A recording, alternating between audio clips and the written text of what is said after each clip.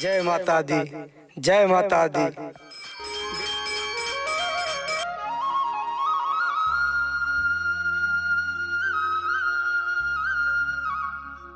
बेटी, मंदिर में बहुत से लोग आते जाते रहते हैं, माँ से अपने मन की बात कहते हैं। तेरी मायूसी मुझसे देखी नहीं जाती बेटी। क्या करूं बाबा, किससे कहूं अपने मन की बात। बेटी, तुम अपने मन की बात आज माँ से कह दे। माँ सबकी इच्छा पूरी करती है। माँ के घर देर है, अंधेर नहीं है बेटी। ठीक है बाबा।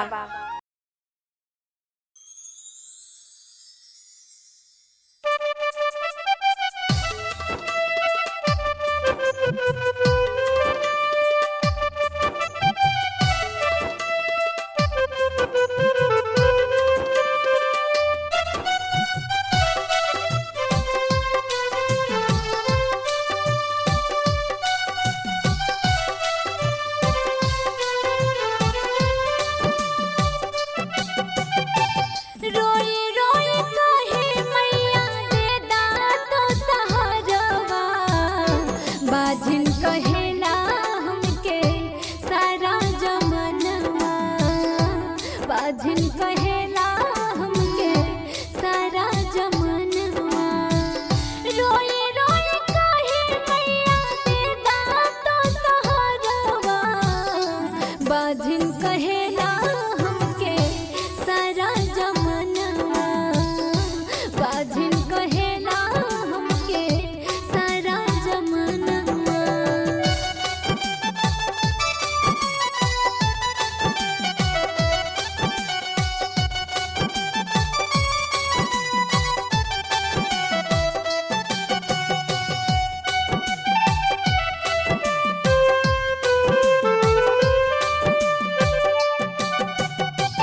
तोहरे चरनिया के धूल मिल जाई हा, कहीं आई बाजिन बोला माये कहाई हा, कहीं आई बाजिन बोला माये कहाई हा।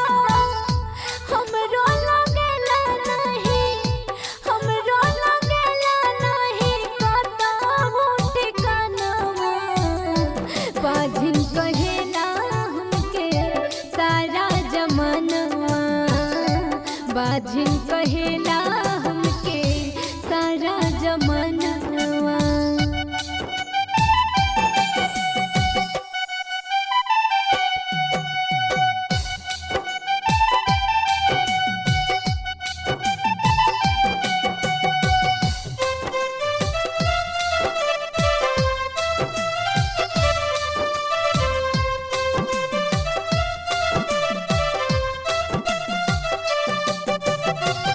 औलाद खातिर रोए दोनों परानी हो, सब मुँह फेरे हम तोहरे के जानी हो, सब मुँह फेरे हम तोहरे के जानी हो।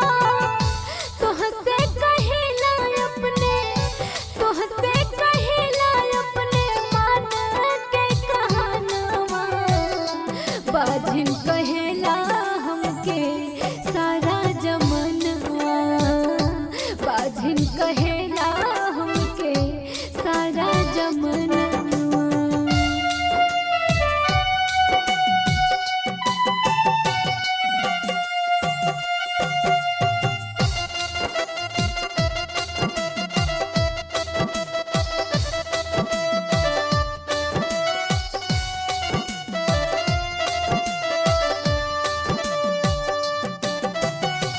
पत्थरा पे घसिया वो गाय दे तुम्हारे हो, सुतल की समतिया जा गाय दे तुम्हारे हो, सुतल की समतिया जा गाय दे तुम्हारे हो। तोहरे दुआरिया पर, तोहरे दुआरिया पर तेजा पर मरनवा, बाजिन कहेला हमके सारा जमनवा,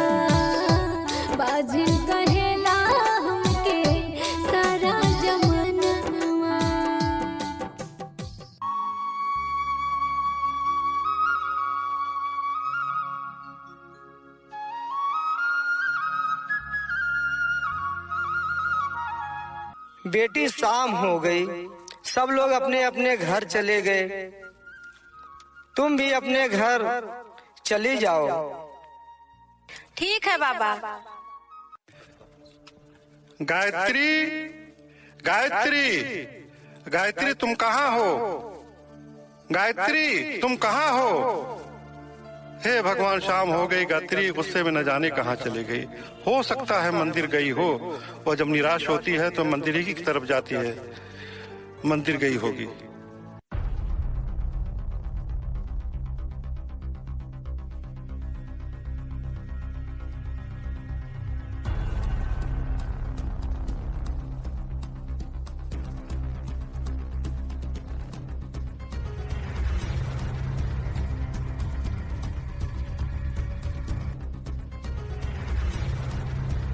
ये देखिए, चाचा जी को कोई औलाद नहीं है।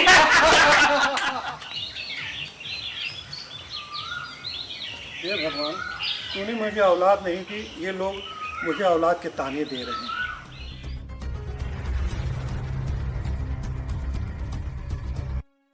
गायत्री, तुम निराश ना हो। अगर हमारे भाग में बेटा नहीं है तो हम लोग वैसे ही रह लेंगे। नहीं स्वामी, आज हमारा मन घर जाने को नहीं कह रहा है। आज हम लोग माँ के पास ही रह लेते हैं। जैसी तुम्हारी इच्छा गायत्री।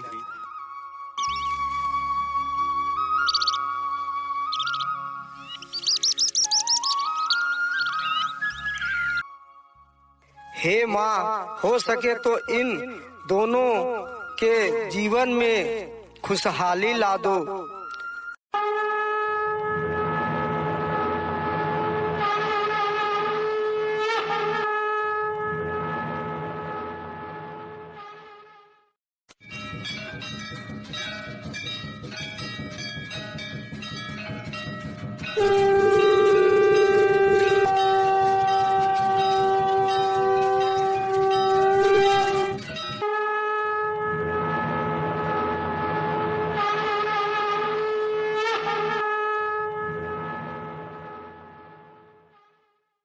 अब हमारा समय स्नान करने का हो रहा है।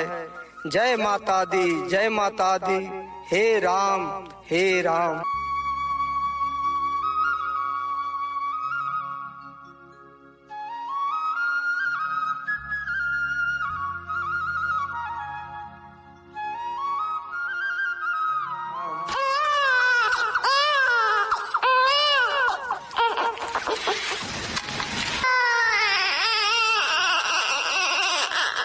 अरे, एक ऐसी आवाज जैसे कोई बच्चा रो रहा है। अरे,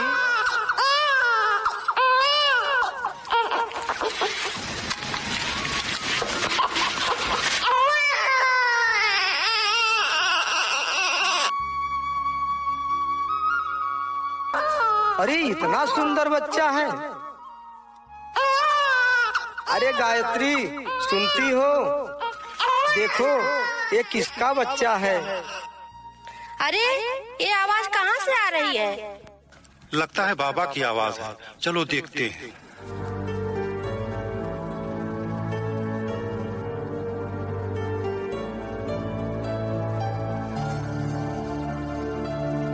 मुझे नहीं पता बाबा, यह किसका बच्चा है?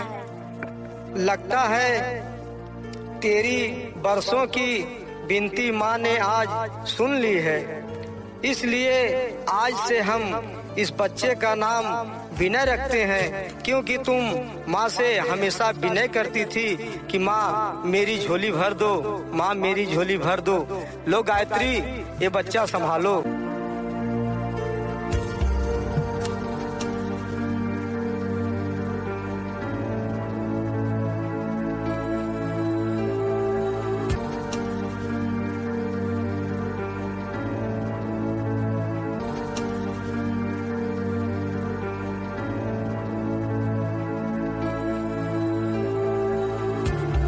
बेटा, स्कूल जाकर खूब मन लगाकर पढ़ना। ठीक है मम्मी। बेटा, स्कूल से घर आने पर अपना होमवर्क पूरा कर लेना। करोगे ना? हाँ पापा। तो मम्मी मैं स्कूल जाऊँ? हाँ बेटा, तुम स्कूल जाओ। पापा मैं स्कूल जाऊँ? हाँ जाओ बेटा जाओ।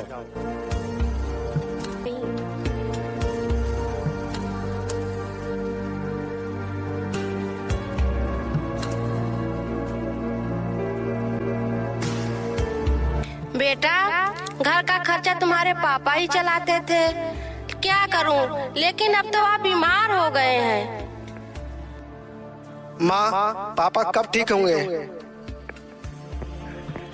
बेटा, तुम्हारे पापा जल्दी ठीक हो जाएंगे, तुम चिंता ना करो, केवल मन लगाकर पढ़ाई करो।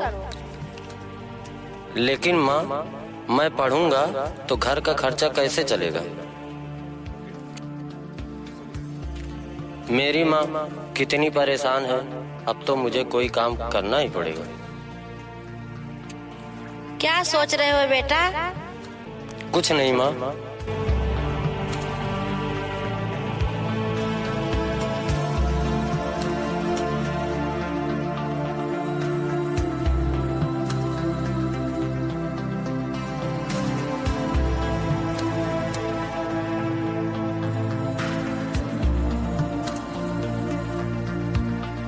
विनय, क्या सोच रहे हो? आजकल तुम मुझसे ठीक से बात भी नहीं करते हो। प्रेमा, मेरे पिताजी का तबीयत बहुत खराब है, इसलिए मुझे कुछ अच्छा नहीं लग रहा है।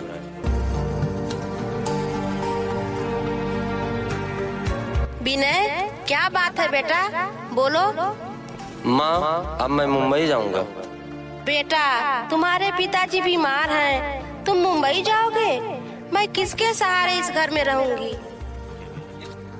माँ, मेरा दोस्त सोहन सब संभाल लेगा। ठीक है बेटा, जाओ, लेकिन हमेशा अपना ख्याल रखना।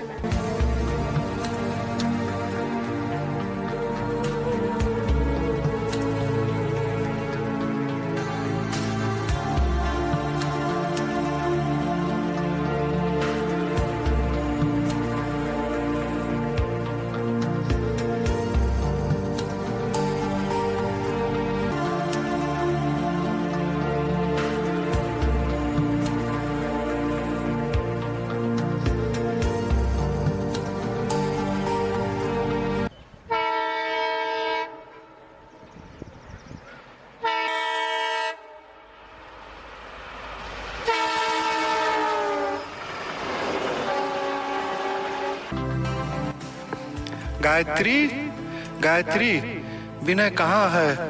वह सुबह से नहीं दिखाई दे रहा है, कहाँ है वो? वो कहीं गया है कुछ दिनों के लिए, आप चिंता ना करिए, वो जल्दी आ जाएगा। मुझको बताओ ना गायत्री, मेरा बेटा कहाँ है? कहाँ है मेरा बेटा? वह मुंबई गया है, कुछ दिन में घर आ जाएगा। गायत्री, गायत्री, मेरा गला सूख रहा है। गायत्री, मेरा गला सूख रहा, पानी लाओ गायत्री। हे भगवान, हे भगवान, मुझे क्या हो रहा है? लगता है मैं नहीं बचूंगा। मेरी तबीयत बहुत ज्यादा बिगड़ रही है। लीजिए, पानी पी लीजिए। हाँ, ला गायत्री, पानी पिला। हाँ, आ, आ, आ,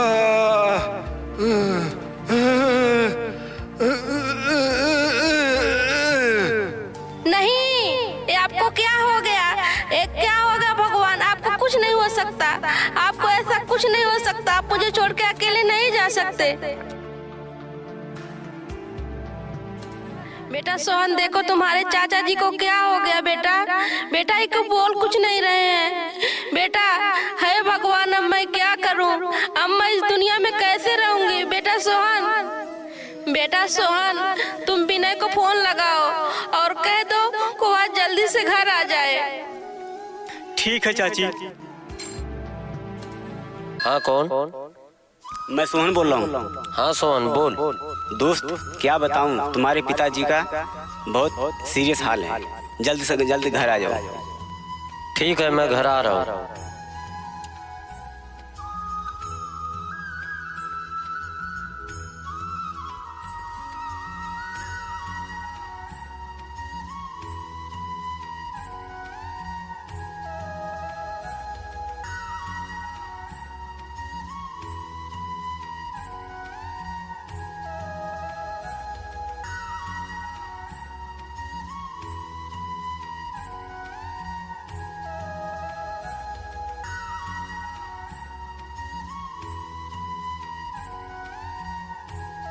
विनय, देख तो किसका कार्ड है। माँ, ये बलिहारी चाचा के लड़की की शादी की कार्ड है। तो ठीक है बेटा, तू उनकी लड़की की शादी में जरूर जाना। ठीक है माँ।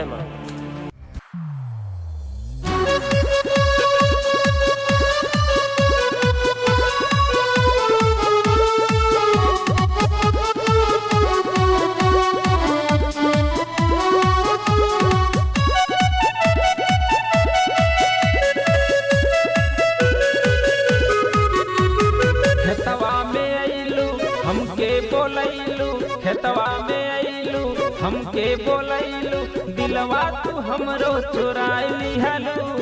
कई के इशारा मारेलू अखिया, मन के छोरा पटाई लिहलू। कई के इशारा मारेलू अखिया, मन के छोरा पटाई लिहलू।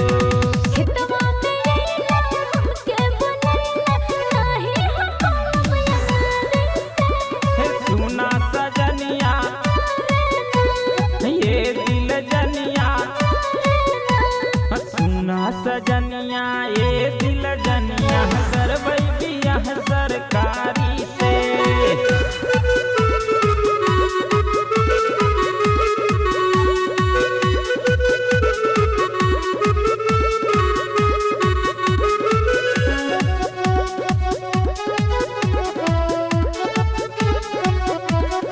अपने मोबाइल के नंबर रनिया आज हमके बतावा ना। अपने मोबाइल के नंबर रनिया आज हमके बतावाना। हमसे प्यार करे लो कितना रनिया आज छिपावाना। लेला निशनिया ए दुल्हनिया,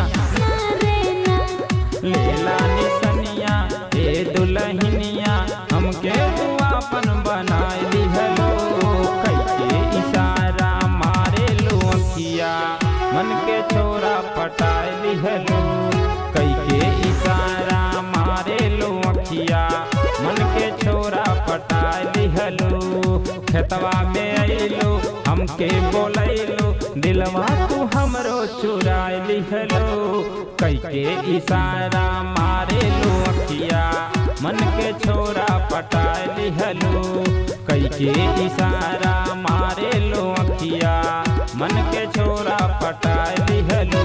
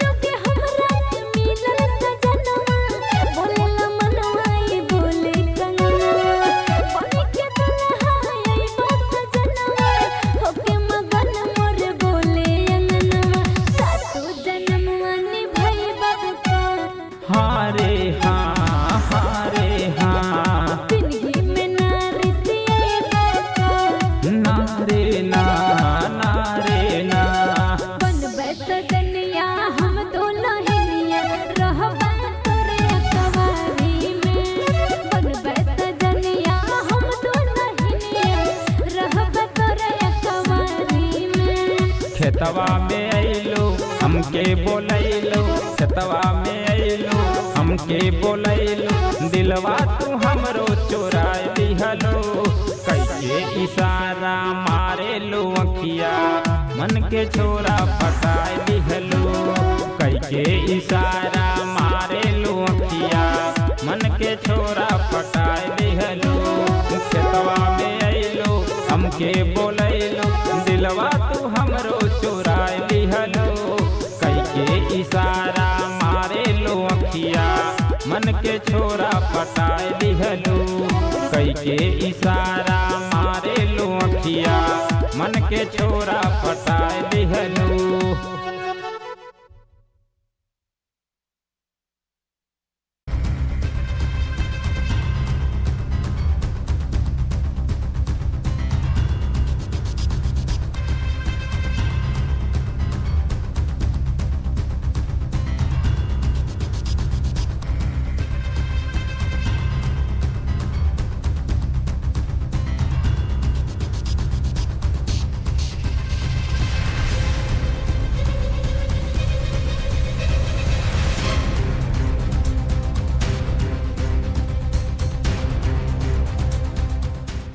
ठाकुर साहब, ठाकुर साहब। बोलो मुनीम, क्या हुआ?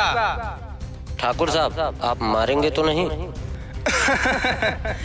देखते हो शेरा, सब मुझसे डरते हैं, मुंशी भी मुझसे डरता है। हाँ भैया, भैया आपसे तो सारा शहर डरता है। शेरा, इससे बोलो कि जल्दी बताए, क्योंकि इंतजार करने का मैं शौक नहीं रखता।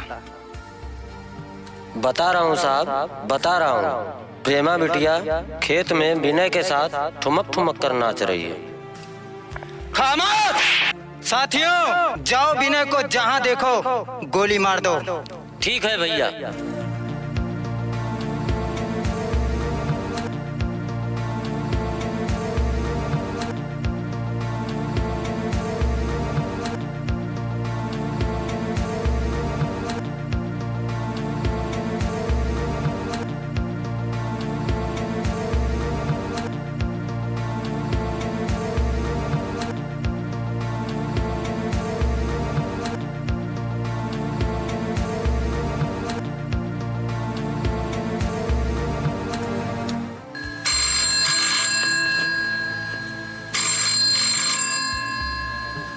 प्रेमा, तुम कैसी हो? विनय के बिना प्रेमा कैसे ठीक रह सकती है? प्रेमा, तुम कल दोपहर को मंदिर के पीछे आना। कल दोपहर को गांव के मंदिर के पास? ठाकुर साहब प्रणाम। खुश रहो मुंशी, क्या हाल है? बहुत ही अच्छी खबर है। शेरा! हाँ भैया। तुम सब जाओ और देखो कि प्रेमा कहाँ पे है, और उस पे नजर अपनी बना के रखना। ठीक है भैया। विनय, आज और इसी समय मुझसे शादी करो।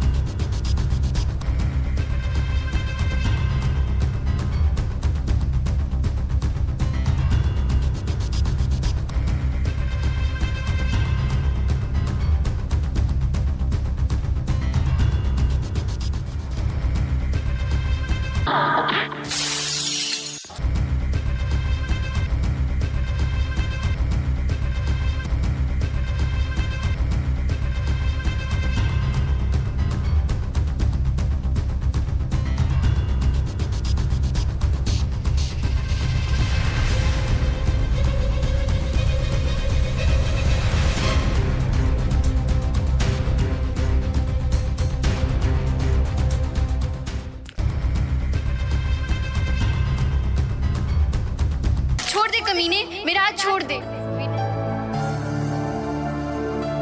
ठाकुर साहब, मैं पागल हूँ? प्रेमा से तो सच्चा प्यार मैं करता हूँ।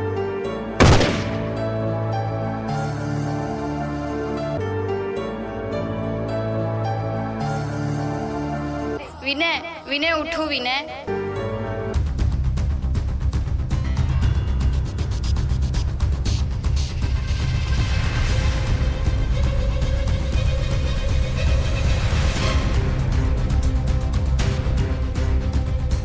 मार दीजिए पिताजी, आज आप अपने सम्मान के लिए हम दोनों को मार दीजिए। आ जाओ मेरे बच्चों, मेरे गले लग जाओ।